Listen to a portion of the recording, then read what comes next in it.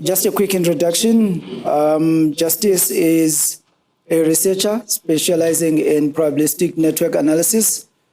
He holds a master's in engineering and currently pending a PhD. I don't know whether it came out this morning.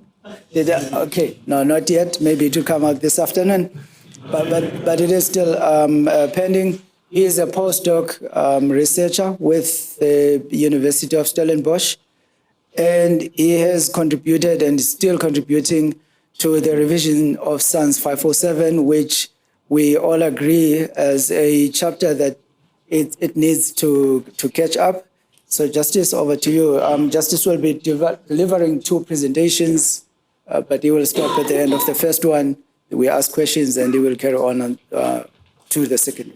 Most of the stuff I'll be talking about today is really not what I've covered in my work, but how I am shaping my research going forward. So I have covered a lot of work in terms of developing the Ham and Beta probabilistic approach. It was limited to LV, but I've extended it into to MV and any network actually at any voltage level. So that's what I did in my PhD thesis, as my PhD thesis. But now I'm looking at load models, developing load models, reviewing existing load models, and finding ways in which we can develop new models, especially in consideration with new technology like electric vehicles, storage systems that's coming up. Right, so the first one I'm going to talk about is impact of data, temporal, resolution, and modeling. So I think all of us, if you work with some simulations and things like that, the biggest issue always comes to data quality. What's the quality of the data? At what resolution is it given? And can I actually use it for my application? And I think for the few years I've worked in this industry, it's always an issue. And I think there's big issues on data, and sometimes it's just the availability. Can data be released? I'm looking for data, someone has it. Can I get it? The first is access. The second, when you get it, is the quality of the data, the resolution and things like that. So I'm going to talk about it because I think it will form a good discussion amongst ourselves about the qualities of data and things like that. Right. So there's increased interest for measurements. You've seen you have automatic meter readings, and it's becoming a very big area in power system analysis for use for modeling, reliability analysis, applications like customer profiling, which have just been spoken about for tariff purposes and things like that. Now, and to do this, you need to install definitely smart meters at premises and collect the data, and you end up with quite a large storage of data. Capturing different parameters on the network.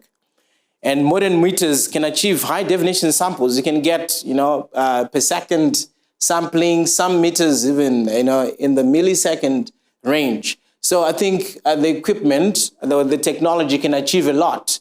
But, there are other constraints, like, so undoubtedly if you get high resolution data, it can give you more understanding of the load, more understanding of the performance of the network, but there are issues with storage.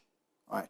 So I was actually talking to someone yesterday, and they were telling me that they do measurements, but the measurements that they do them at per 3 second sampling, but they only store them for a particular period of time. Then they delete them or something like that. I think for 2 months or something, then they're gone. 3 months or something, yeah. So there's an issue with storage challenges. So for example, if you sample per minute intervals for a whole year, you're going to get that very big number of data points per year. All right. So just imagine with a lot of parameters that you're monitoring on a network, you can have, you can blot out all your storage facilities. So it's a challenge. Sorry, let me just get the direction. There we go.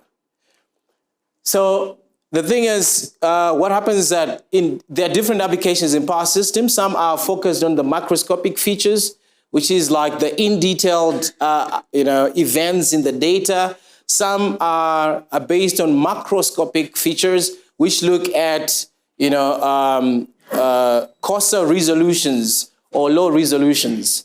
And the issue is that you need to achieve an optimum sampling that minimizes the storage requirements, but achieves the quality in terms of what you're monitoring. You want to get the characterization of whatever you're modeling accurately, but minimizing the storage requirements. So, but sometimes high resolution data is preferred because if you have it high and you have applications that require low resolution, then you can downsample, so they say. But we speak more about that and the caution around downsampling. So if you get it at for example, per minute, and you require you're simulating an application that needs 15-minute data, then you can always, aggregate and all that. So usually, some just go with that high resolution data. We can change it into different forms. So the problem sometimes from my engagement with literature, and I think from your experience as well, is that most of the times you actually get mismatched data. So you look at wind speed data, most of the times you get it hourly resolution. Load demand data, mostly half hourly, if you're lucky 15 minutes, or if you're really, really lucky, 5-minute data. For PV radiance data, also half hourly or hourly. Mobility data, for example, for EVs, or electric vehicles and things like that, you might get that data at hourly. So now you're sitting with mismatched data and you are performing simulations for an application that has its own requirements for resolution. So, that's a challenge. What do you do? And, your data is as good as the list resolution on that series of data. So these are some common temporal resolutions that you can get. So what is this whole issue of resolution on a data cadence? So here I've just put up two graphs that show a load demand there. And you can see the A is per minute sampling and B is hourly samples. But then what you see there, you can see that B misses all the spikes. All right? It misses all the spikes because you're taking a single sample for an hour interval. So whatever that happens sub-hourly, you miss it. Now, this could be adequate for some applications, but for other applications, for example, if you're looking at the performance of the systems in terms of voltage flicker, then you're going to miss all that behavior because you have averaged over an hourly interval. So this is just an example of what the perspective becomes just because of different sampling intervals. All right, so here you see I've just picked some of the applications from literature that have different time sensitivities or resolution sensitivities. And for some of these, this could be the time variations in which those events happen, but sometimes the requirements for data are a bit different. But this just shows you that there are different sensitivities to cadence.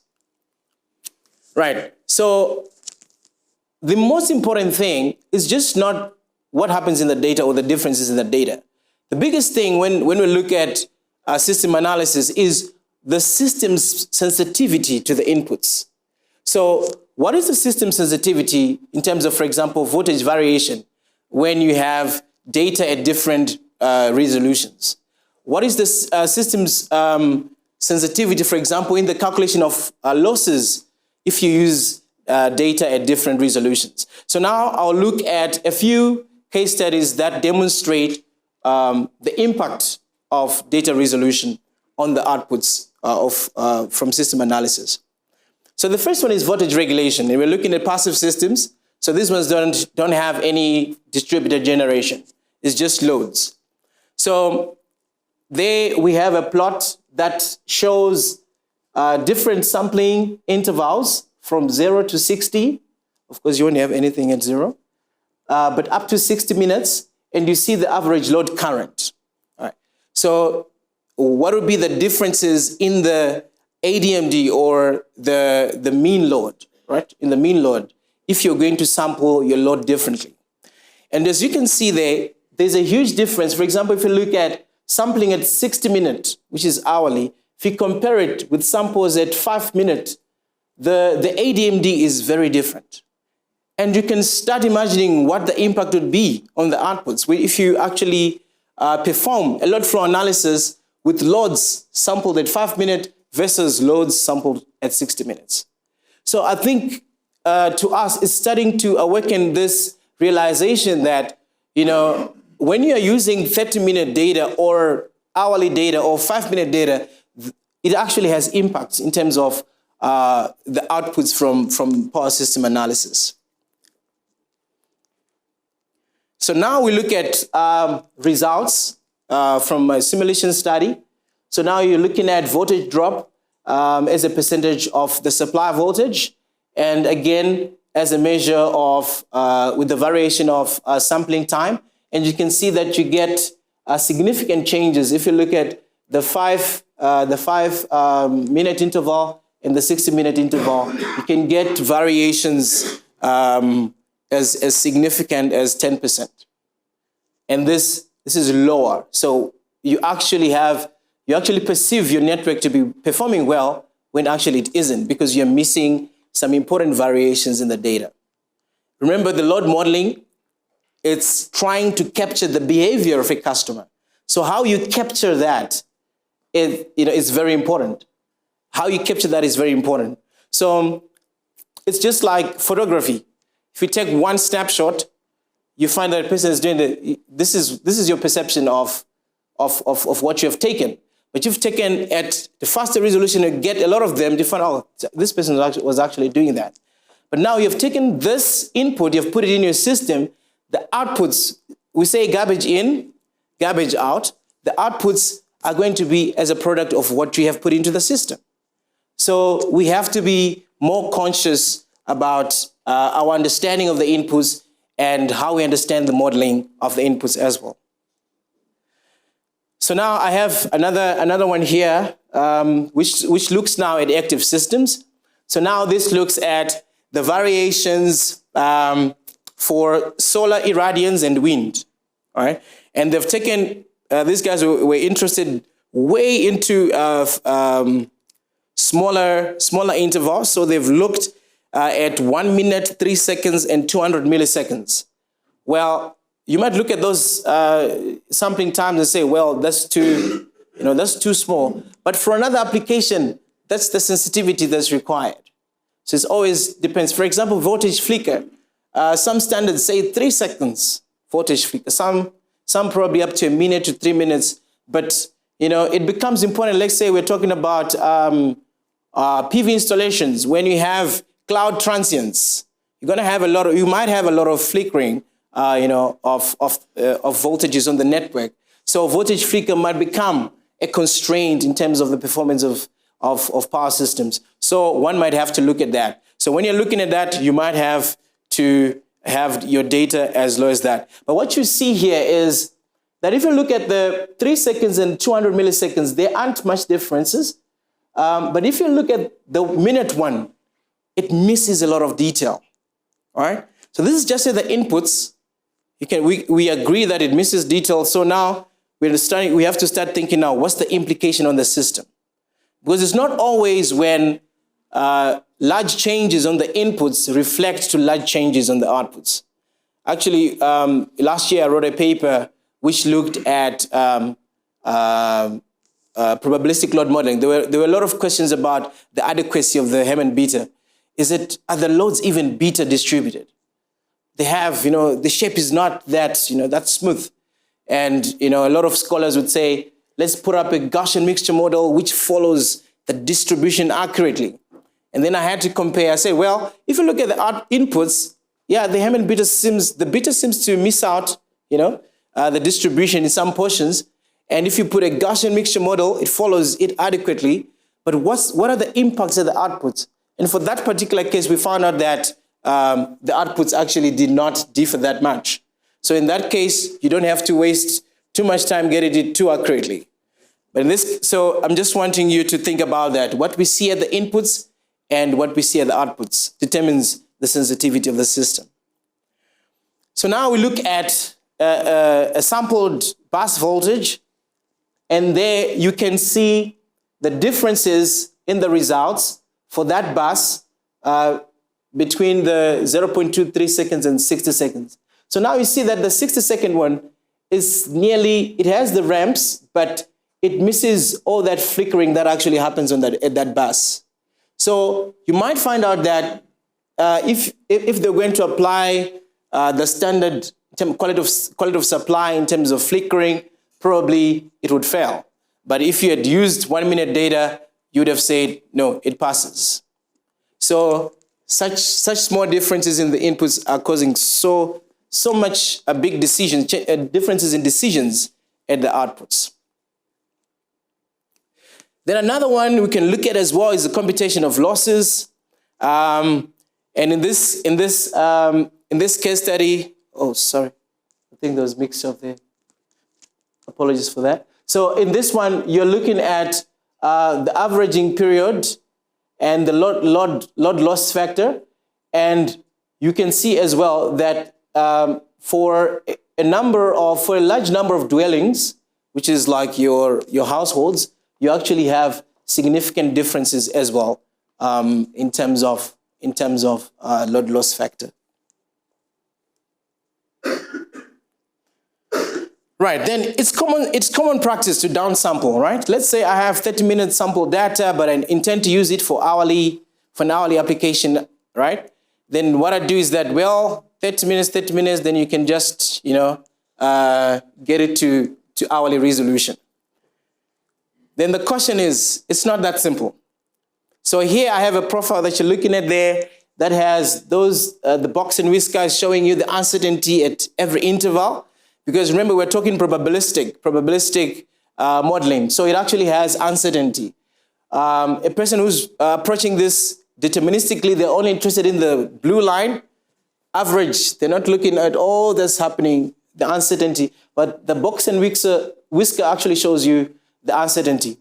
So if you take the average of, let's say, n time intervals, the mean is very simple. You just say that over the number of time intervals. It's simple, straightforward. But what about the uncertainty associated with that data point or that time interval that you've extracted? There's actually, so I've put there a time interval 1, you actually have a distribution. A time interval 2, you have another distribution. How do you then take account of that or consider that in that aggregation that you're doing?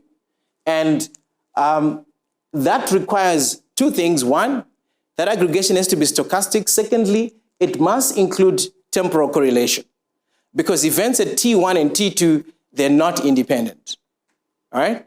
They're not independent. So you cannot just average data points without taking consideration of the uncertainty. Then as well, I think this has been covered. If it's aggregation, I think the challenge that I've had working with utility data is that it's always supplied at substation level. And you're looking into the into LV network, but then it's given at substation level. Then my experience with others is that they're now trying to disaggregate it into the network. How do you do that? How do you do that? I know that there's literature on this, but it's mostly inaccurate. And it gets very complicated if you have uncertainty. How do you regenerate uncertainty? How do you do that? It's just impossible.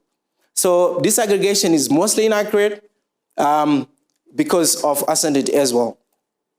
So in conclusion, temporal resolution of load data is a critical aspect of load modeling.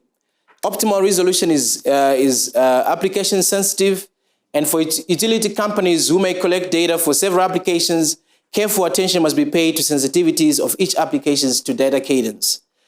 And simulation resolution must comply with quality of supply standards. Load flow at half-hourly intervals doesn't meet requirements.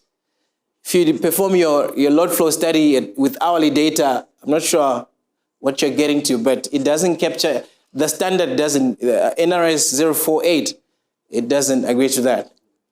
New applications may redefine the acceptable cadence. For example, voltage regulations due to cloud transients over PVs may require up to 3 minutes resolution for voltage flicker studies. And finally, aggregated data is challenging to work with.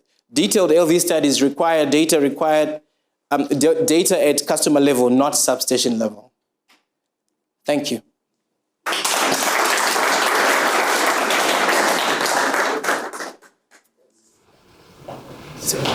Yeah, thanks, Justice. As you know, on the load research project for load modeling using 5 minutes as well, practically. Now, with the advent of LEDs, particularly on residential, what do you think we should be working on? 5 minutes still correct, or should we go for 1 minute or even 2 seconds, 1 second, so that we can be able to get the right. Yeah, that's a very interesting question, which I came up to when I was preparing for this presentation. Because I know that for voltage performance, according to the NRS 048, 5 minutes would be adequate because it actually specifies, if you can, I stand corrected, 10 minutes, I think 10 minutes. And then 5 minutes is good because of the Nyquist sampling criteria.